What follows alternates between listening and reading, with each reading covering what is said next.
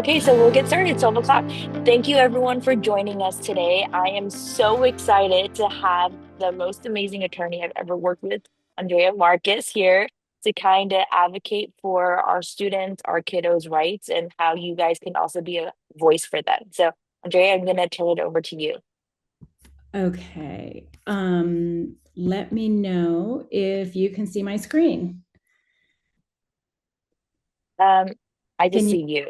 Oh, you see me. You don't see my presentation. Yes. Okay, sorry about that. Let me try it again. Share, allow. Um,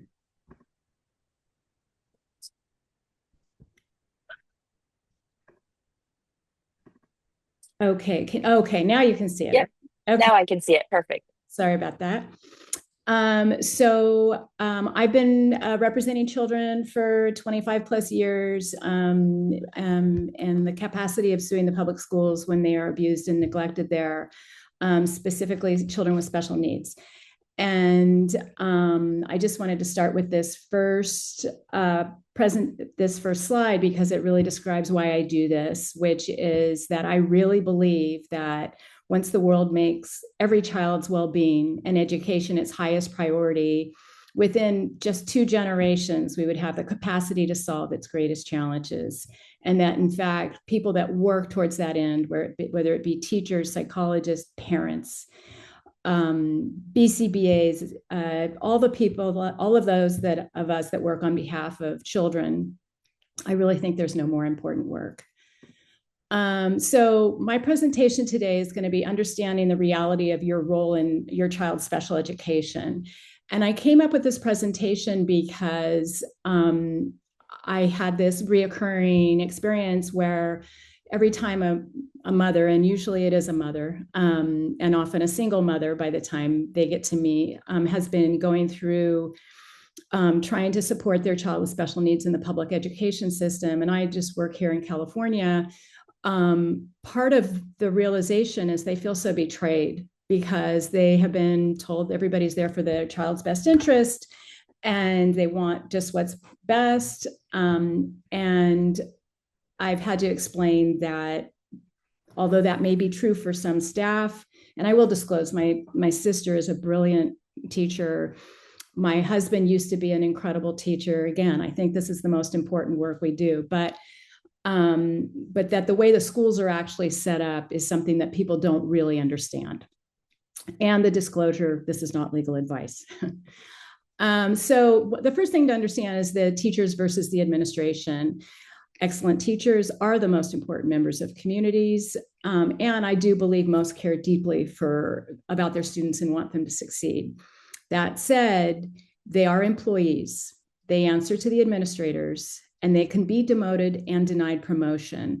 So parents can't assume that even though they've known this teacher, they've had 3 different kids go through the same school, they've become close, that the teacher's willing to stand up for the child against their own boss and administration, if they need to advocate for them. And the problem. And everybody always says the schools are underfunded, and that's absolutely true. But I think there's also a set of priorities that the funding goes through that I disagree with. And of course, money is a huge motivator for the way all agencies work. So all of the services that most of my clients, and I'll just disclose that most of my clients, it's just happened to tend to be low income, recent Latin American, mostly Mexican American immigrant families. Sometimes there are speech barriers because they're not fluent in English. But primarily the children that I'm representing are on the autism spectrum. So we're seeking therapies such as speech therapy, occupational therapy. When I say one-on-one aids, that's a whole nother can of worms in terms of the difference in how that's defined. But ABA services, specialized placements, all of these require staffing, contracts, ongoing funding. And when services are delayed, when the parent is seeking these services for their child and it's delayed, each month a school district doesn't have to pay for those services is a win for them because they don't have to spend those resources. And that's just the reality of who's motivated to get services quickly for a child versus who's motivated, at least financially, to delay those services. So the other thing that I see in all of my cases is parents being told that things need to take more time. And I think it's financially motivated primarily. And so they'll get comments like, we're working on it. Maybe we should wait till next semester to see how the child does. And, oh, they're still adjusting to this, to coming to school in the fall. Oh, it's the holidays now. So it's not let's see how they do after the holidays. And pretty soon a year's gone by. And guess what? The child is falling apart without the needed support. So delay is the district's first strategy of response to a child's need for support. And that's why here we have really specific timelines on reactions to requests under the IDEA. When I say the IDEA, I mean the federal law, the Individuals with Disabilities Education Act, and God willing, we'll continue to have federal laws that protect people's civil rights. I don't know how long that will last under the current administration. I get a new email showing us a new hatchet against laws that protect people with disabilities each day from my Disability Rights Bar Association that I belong to. Honestly, I haven't seen a lot of it play out in real time yet, but it's very scary. We also have, each state has its own education code that generally provides kind of a mirror image of what the IDEA provides.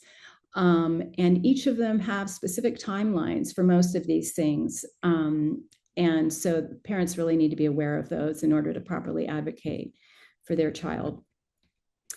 The next thing that really surprises people about our public education is that there's really no standard of care for your child in school unless you establish one. And I saw this one day in the paper and it just really spoke to me. Would you fly on this airline? They don't have a regular maintenance program. They didn't perform aircraft. I mean, this is our public education system, right? And internally, there may be, teachers keep track of this and report to these people, but it's all internal monitoring, which is why I got out of environmental law. Once I realized the oil companies were allowed to actually report their own emissions to their own agencies, I thought, wow, this isn't very workable. So then I started working in disability rights and education, and lo and behold, we have the same issue. And for those of you ABA-oriented people, this is really clear. Without keeping track of data of what's working and what isn't, then how are we supposed to know anything is working, let alone how are we supposed to know whether or not it's actually just making things worse? This is a little bit about how schools are governed. And the upshot of this is really just that if the school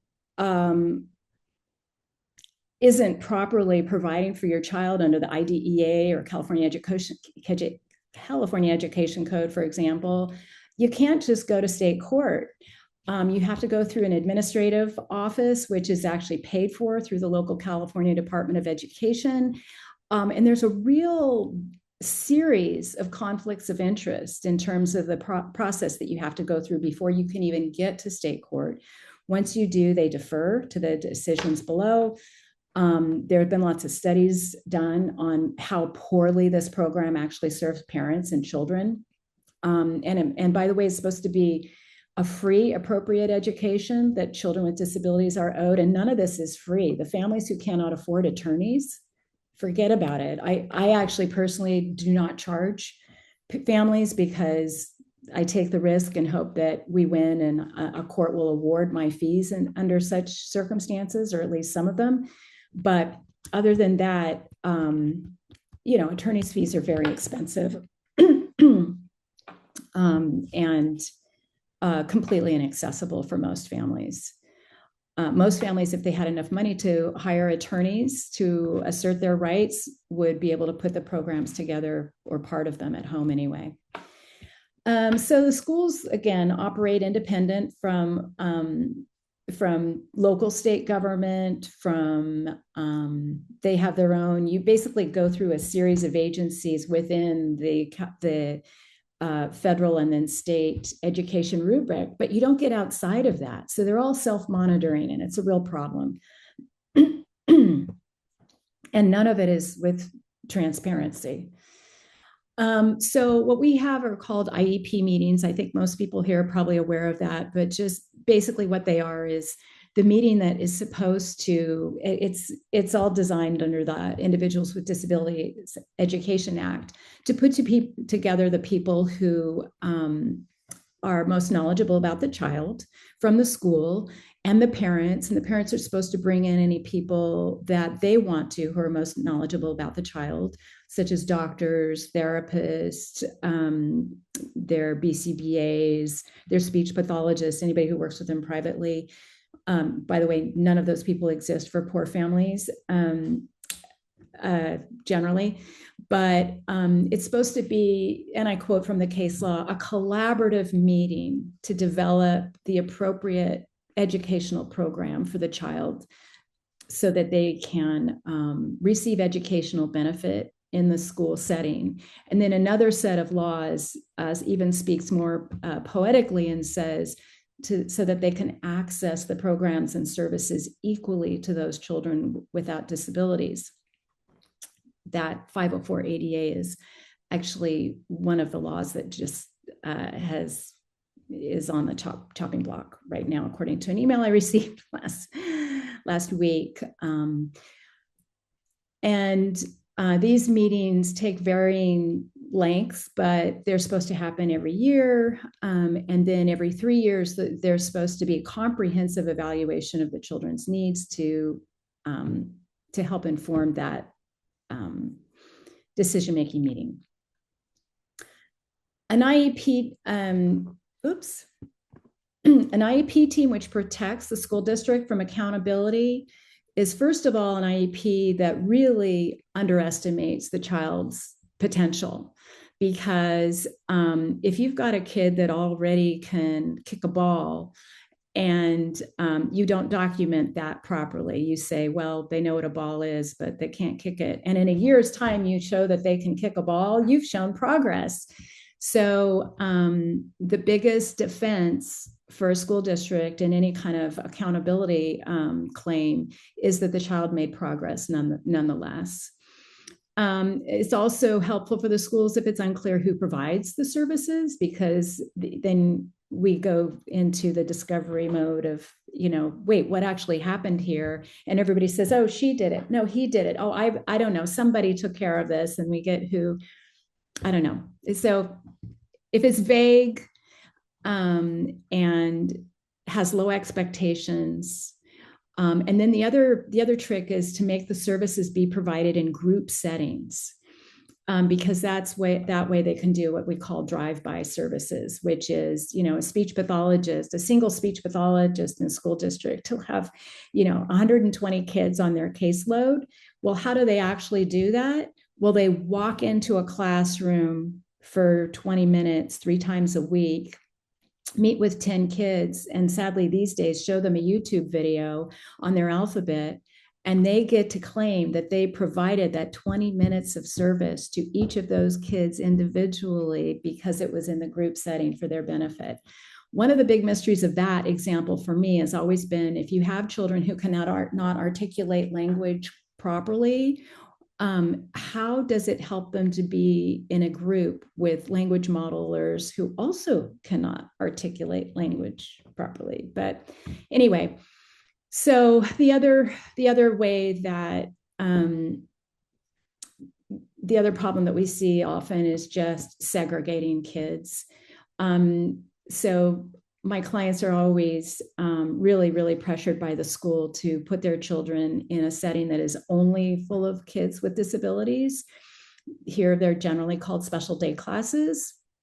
And although there are again, disclaimer, there are some incredible people that work in our schools, and some, you know, truly angels from heaven that are really there because they love children and love teaching children, and they want to do the right thing. But the special day classes that I've ever been aware of in my 25 years of experience have basically been warehouses where they put kids, they lower the expectations and they do group lessons. Even though some of the kids have superior IQs, some of the kids are still working on understanding basic concepts of anything and have no memory once they learn them. I mean, the breadth of ability in these classes is often staggering. And of course, it doesn't teach children how to live in the world because the world is not a segregated setting. And I wanted to say that,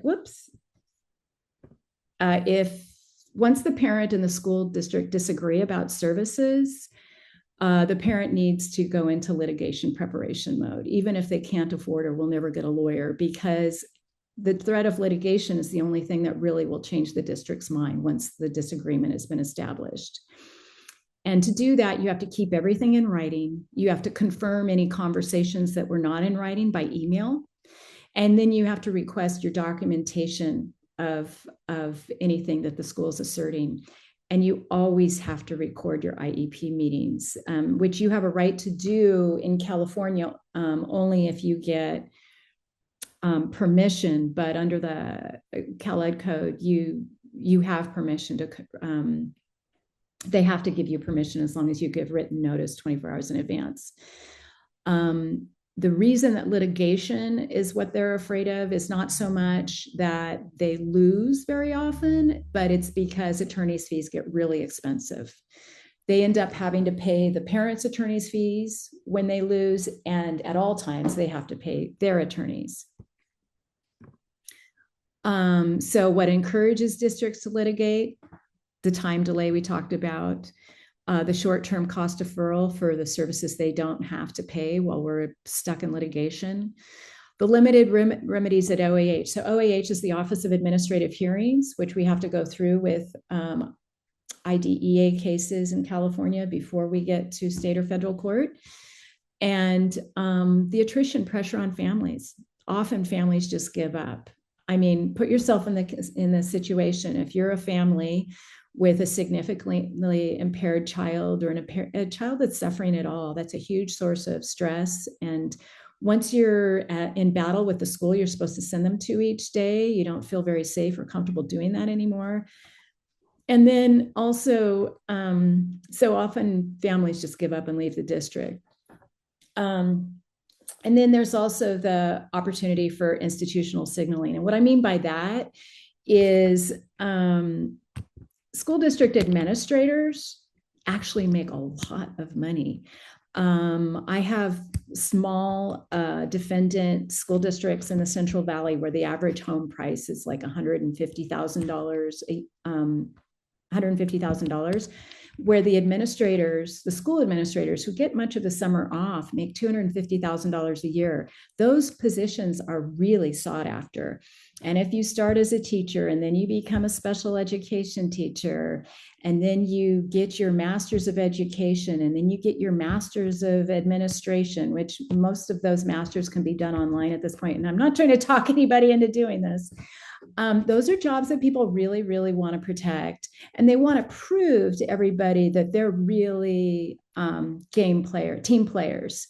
So going to hearing and testifying against a fatigued single mother who doesn't speak English and winning a big case, I think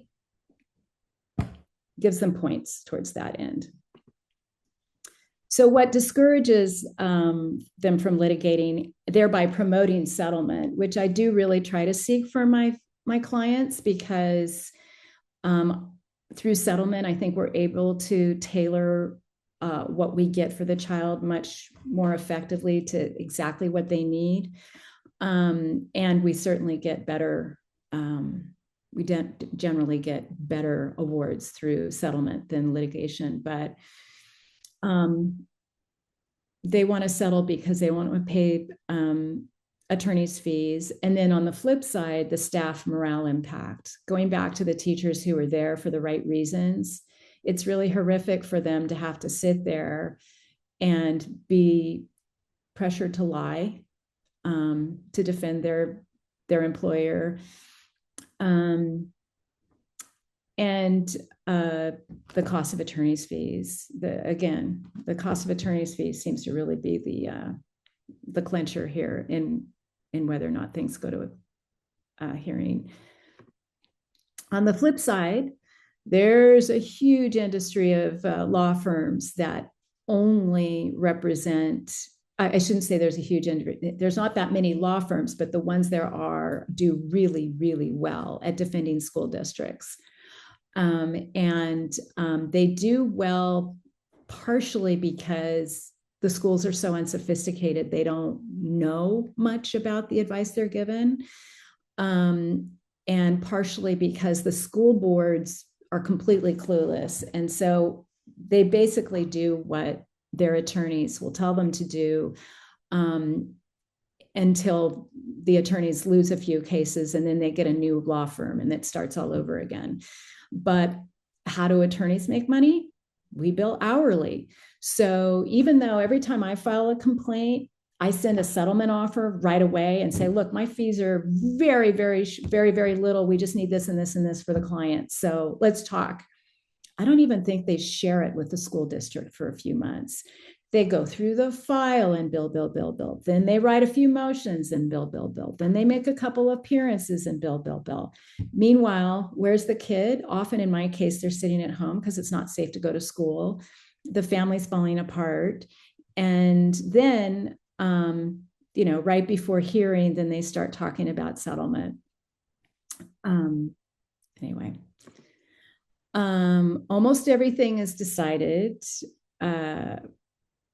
based upon the IEP. So the IEP is really the document, if you have to go to hearing, that is most looked at. So you need to make it the record that you need it to be if you're going to advocate for your child. You have to request everything in writing. Don't call and talk to anybody and say, I really wanted to discuss this, and this is important for me for the IEP to address. You want everything on this list before you go to the IEP. And it's really on parents then to become extremely organized and assertive, and organized, assertive, and organized again, because this stuff gets complicated. And you never want to be the reason that an IEP is delayed, because there's so many people in some of these IEP meetings that there's always, well, we can't get Mrs. So-and-so. Could you do it this day? Could you do it that day? And then pretty soon the time lines up. So you want to be the one trying to schedule meetings early. Don't bother confronting anybody or arguing about anything at an IEP. Once you know that the district is disagreeing with or denying your request for services. They meet before they meet with you. That's been found to be completely okay by the Ninth Circuit. They meet with each other, usually with counsel by the time there's a dispute and they're concerned that you may be preparing for getting a lawyer if they don't give your child what they need. And so you're not going to win anything at the IEP at that point. So preparation, documentation, calm persistence, and follow-up need to become your superpowers. You don't want to be a parent that is accused of being rude or hyperbolic, or you want to be the calm one in the room. So here I have my superhero mom. And you want to get it to make the record. So I call these the WH questions, and I have to actually come up with how that translates into Spanish. I actually have this whole PowerPoint in Spanish, which I give all of my Spanish speaking clients with the Spanish speaker paralegal I have in my office to go through all of it and questions and stuff. But for English speakers, the WH questions are easy to remember. Who made this? When the school district is presenting their case, so to speak, at the IEP, you want to be sure you get down who made this decision. How was the decision made? What data supports the decision? When was that reported to you? And where was it observed? Where is it documented? How will progress be measured? Why is this service appropriate? I kid you not, I have seen some of the most ridiculous goals ever. I remember one early on, and it was that the child would cross the street successfully and safely 50% of the time. I mean, don't assume that because the school district is bringing services and goals to you that it makes sense. You know your child and you know what they need. And I'm not saying everybody there is adverse to you, but you need to trust your gut if things don't sound right and just ask them about them here. Don't argue with them.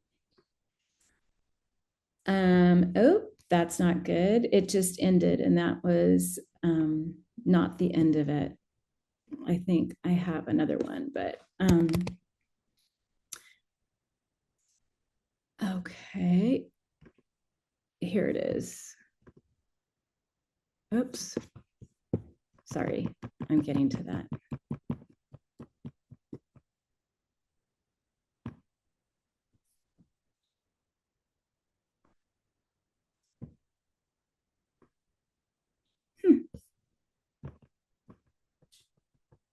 I can see it, but then it takes me beyond that.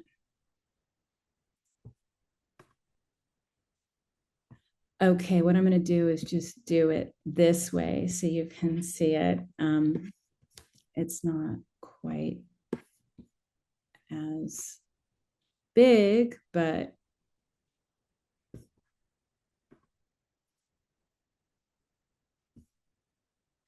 okay. So can you see the order of development of an IEP? Yes, I can see it.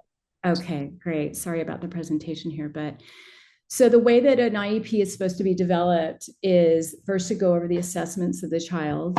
And that might just be, if it's not a triennial, if it's not one of the 3-year IEPs, that it's just, recent observations from the teacher or the service provider, or it might be an assessment that, but whether it's assessment or just getting the present levels of performance, the first thing you want is to really identify how the child is functioning, what the challenges are, and what that child needs to develop that they don't have yet to be successful.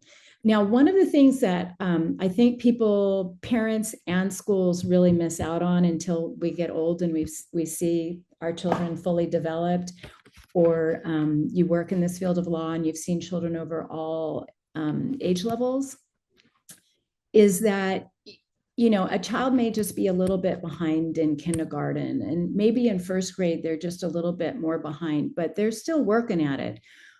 The IDEA and all of us should be looking at what do we do so the child can make, and the law says, achieve ambitious goals for given their circumstances, such that they are, and the goal is independent and capable of pursuing further education upon turning 18. I think we may need to up that age in this generation because it's not happening for anybody, but they need to really be prepared to be independent and pursuing further education. That's the goal of the K through 12 American education system. And so when you're designing IEPs, you need to think that out. Like if they only learn 3 letters of the alphabet in kindergarten and only 3 more in first grade, they're not going to be independent and capable of pursuing further education at 18. with maybe some caveats, but, and the same thing goes for behavior. They say, well, we still do have third graders in diapers.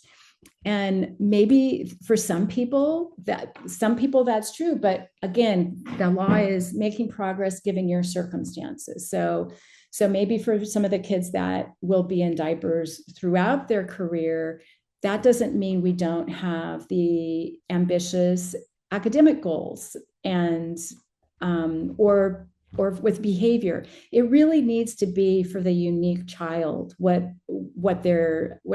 measures what is progress. But the goal is always where we want to see them in 18, or in some cases 22, when they're finished with high school. Don't look at it just grade by grade, or you'll turn around in the 10th grade and say, "Oi, what happened here?"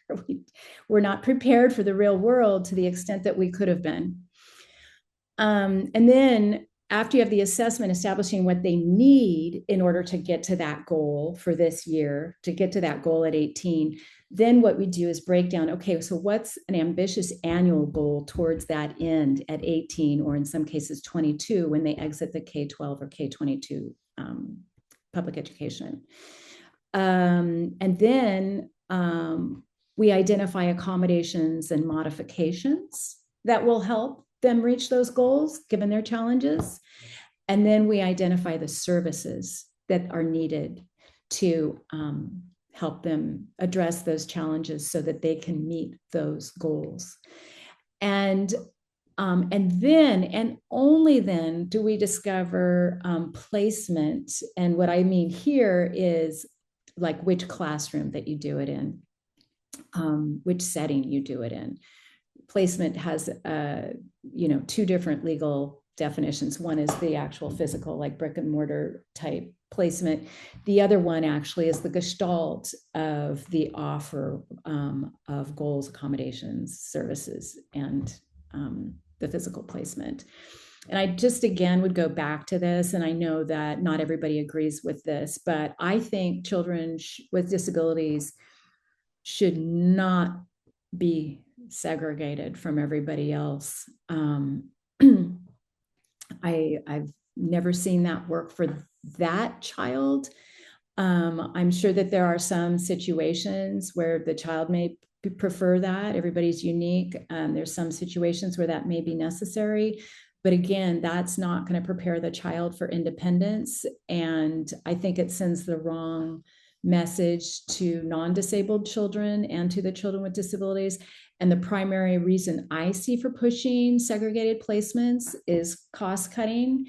And because if there's behaviors, it's cheaper to put them somewhere where the behaviors won't be disturbing everybody else than it is to systematically use peer-reviewed research-based interventions to replace those behaviors with something more productive and acceptable. And the really sad part for me about that is that it means those levels of severe behaviors, it's unsaid, but it's somehow those are acceptable for all the other kids in the SDC, whereas they're not acceptable for the general population, which I find really offensive, particularly as some of our kids with disabilities are really orally sensitive, and it's just sort of a hot mess in some of those classrooms that I feel for the kids and the staff in them all day. Again, you have to have good assessments. Without independent assessment, which truly represents your child and their needs, you have no power to get those needs met. Just because the mother, who knows more about their child than anybody else, knows that they need A, B, or C, doesn't mean that she has any way of proving it. You need the expertise of the people who represent A, B, or C to have a way to articulate that for you in a proper assessment. And then a strong IEP for you has the details about all of this. You want it to be specific. You want to idea the specific areas of need, the clear baseline data. Actually, a series of cases I've had out of the same school district recently with little kids, little guys with autism, was instead of teaching the children to properly toilet themselves, they would just, against their will, take them to change them twice a day, or probably not as often as they claim to, because there are a lot of accidents. Like, an area of need clearly there is for the child to learn how to toilet themselves, right? So you really want to be sure you identify all of the skills that they don't have yet. And even if it may take more than a year to get that skill, you still want to identify it in the IEP. So this is sort of my list. You want the goals to be measurable, specific service minutes, whether it's one-on-one, in group. And then the other thing I see a lot is they, in the service minutes, they say this can be done through consultation, observation, assessment, yada, yada, yada. And pretty soon you realize, oh, none of these minutes are actually for the child. It's for chatting with the teacher about this or that, or doing their own billing, or I don't know. So the other thing is really keeping things evidence-based. The only caveat there I'd give you is that when you say data, 100 different people will have 100 different definitions of what they mean when they say data about the same thing. So you want to be clear on what you're asking for in terms of data. If you disagree with the district, you need to make sure that they write that in the IEP. Most of the IEPs have a pre-populated thing at the end now that says, parent was asked if they had any more concern. Parent said not at this time. And my clients are like, they never asked me. So you just want to review the IEP once you get a copy of it in the meeting notes, and be sure that it's correct. So I'm going to get some flack on this, but well-intended advocates often destroy a family's ability to prove the neglect and abuse and get the resources to help the child catch up. I'm just going to briefly say that I inherit cases all the time that there's nothing I can do about, because the family's been going to IEPs for 3 years with an advocate and paying them hourly for that, while the advocate points out all of the problems with the paperwork and how things are reported at IEPs. And the school's gone through and categorically corrected all of the procedural stuff, and the child's still not getting what they need. But we have nothing to hold on to anymore to prove that, because they've corrected all of their sloppy documentation, and everybody's been trained by the advocate at that point as to how to answer questions on, gee, what the heck? Why are you doing this to my child? And finally, if you remember before, I was talking about their biggest motivation to settle is they don't want to have to pay attorney's fees. They don't have to pay advocate fees. So schools love when advocates come in and do this tango with them about, oh, what would you like us to fix in the IEP? Oh, well, we could say it this way. Oh, you don't like this? We hadn't noticed that. We'll fix that. And then things haven't gotten better, and then I get the case. Now, just a little bit more, I did want to say that in my beginning career, I learned more from the advocates that I met than from anybody else. I'm not saying these people don't know what they're doing.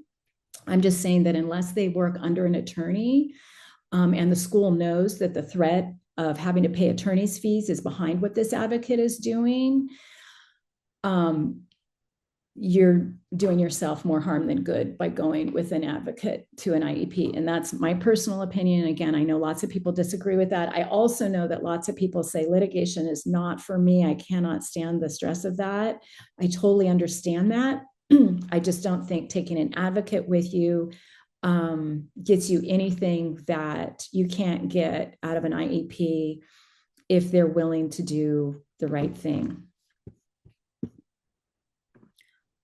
And this takes me to this next slide, which is do not prompt them to correct their mistakes, because those are the things that as attorneys we grab onto, because Generally, the form that we have to work in actually accepts the school district's documentation as if it were all fact.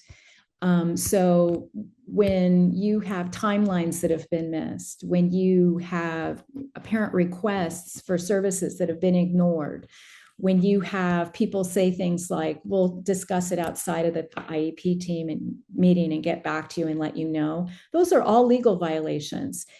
And frankly, in order to win anything of substance for families, we need a pretty big basket full of wrongdoing before anybody pays much attention, because as a legal system, we have our priorities upside down. And so children's rights are really not at the top of them.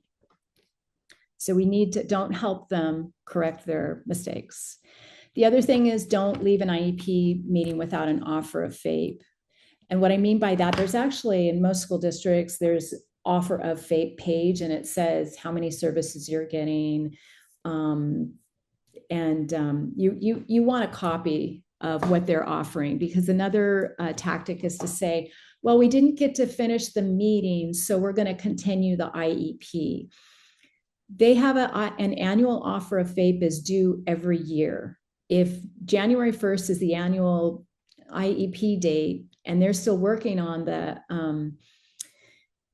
on what their offer is going to be February 1st, that means they've gone a month without updating your child's programming according to how their needs have changed.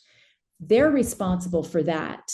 They need to make the offer of FAPE. Now, if everybody's working in good faith, a lot of what I'm talking about really doesn't apply. Nobody calls me when their school district is working in good faith.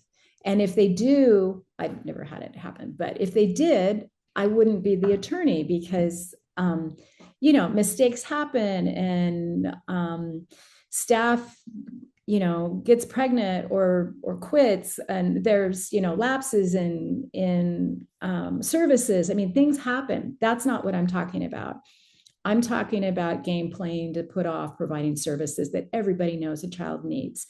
And trust me, it happens all the time. I have opened my doors 26 years ago, and I've had a waiting list ever since. And if you try to get a hold of me, you'll see how bad my technology and communication system is. Okay, again, don't correct. The administrators have already given everybody their marching orders. I've actually been at multiple IEPs where we just asked the teacher to tell us how the child was doing, and they broke into tears because they knew they weren't allowed to be honest. And the same thing happens on the witness stand. And again, going back to having good teachers be the most important job, I think, in our society, it really worries me, because I think teachers are put in good teachers are put in a horrible, horrible position. Just be prepared, the who, what, when, where, why, how question, and get the record. Again, all of this needs to be recorded. I always recommend using 2 recording devices, because one always fails. The next thing is, as soon as they suspect that you may not be happy and may push for what you think your child needs, they're all going to want to talk to you in person, because guess what? You can't legally record that without their permission, and they're not going to give you permission. Say no to that. Do not do that. Put it in, say you want to meet in an IEP meeting, and don't let them pull you aside when you pick your child up. These are all tactics. Those of us that represent children have annual legal conferences. The people who represent schools have annual legal conferences that include the administrators too. And they're taught all of these tactics, pull them aside outside of the IEP to discuss things, yada, yada. Okay. Make the district put what it's doing to your child in writing and explain to you why it is doing what it is doing and not doing, if they are successful in pulling you aside and speaking to you verbally. I actually advise my clients not to answer the telephone once they know once there's a dispute, and to get either audio recordings of the voice messages or to make sure things are put in email, because that's how pathetic this whole system has gotten. And then be prepared for litigation. You should have an attorney who knows how to prepare you. I forget sometimes, and that it's really hard for some people to think of going to hearing, but all you're doing is advocating for your child. And I think for some of my clients' mothers, it's actually kind of cathartic, because it's often the first time, especially for my monolingual Spanish speaking clients, that somebody's actually listened to them and listen to them in terms of the the forum. I could give another slide about how heinous some of our administrative legal processes can be, but to be there with somebody and have the school district actually have to listen to what went on, it can be cathartic. But most importantly, you have to be prepared for litigation, because unless you threaten it, you're not going to get any changes. You hope to settle, but you have to be prepared. And then finally, I just say law firms are just that. It's the parents who are there for the long haul and need to have the stamina to remain upright in a horribly unjust situation for the sake of their child's prognosis in life. And I really take this seriously. I mean, I've had families that are going through recent diagnoses of a second sibling, and the falling apart of their first child. Maybe somebody's lost their job. Now we have the added stress for a lot of my clients of ICE raids, not being able to go to the grocery store to get diapers or food for their children for fear of being separated from them. I mean, these families are going through incredible stress, and sometimes getting behavior support and speech so that they can safely send their child to school literally isn't the right priority. And then even in the law, we have to take continuing legal education courses just to maintain our license. And so much of it is about what we call wellness now. But it's actually, it's not woo-woo anymore. It's actually just necessary. You have to take care of yourself for this, because it's a battle. But you also have to always remember to appreciate the good teachers and the allies that you have. And this is my husband's quote, but he's like, parenting, I put in the like teaching, he was a teacher, but parenting is easy unless you care. Because once you care for your child and you know they're suffering, it's really hard. So that's all I have. And Thank you so much. That was great. We have some, so if you guys have any questions, please put it in the chat or in the Q&A feature. We have a question from Ashley, who says, what is the process for pursuing legal action if the district has not provided services listed in the IEP for extended periods of time? Do you have to go to mediation first? No, you never have to go to mediation first. Oh, that's actually an interesting point that I do want to point out. The California Department of Education has condoned and is now doing all these trainings where it's sending out people from the SELPAs as ADR neutral facilitators for IEP meetings. It is the wolf in sheep's clothing. They're going there to prepare litigation and to talk the parents out of the services that they need, and again, to waste time. I have a series of cases in this one area, again, in the Central District, where they've gone and they'd say, okay, we're going to do a whiteboard and we really just want to hear your concerns. This is after 4 years, each of these families have made clear their concerns. So no, you don't have to mediate, and beware of these so-called ADR facilitators. ADR, for those of you that don't understand it, stands or are not familiar with it, stands for Alternative Dispute Resolution. And it's very implicit that that's a neutral, facilitated process without any bias as to any of the parties. And that is not what it is. You do not need to mediate. And I would argue that if you've been going to IEPs and asserting what your child needs, you've been mediating. Great. There's any other questions? Let's see. Oh, we had if a child is falling behind academically, but is working hard and maximizing supports at home and does have a supportive team at school, how much should one push for more aggressive goals?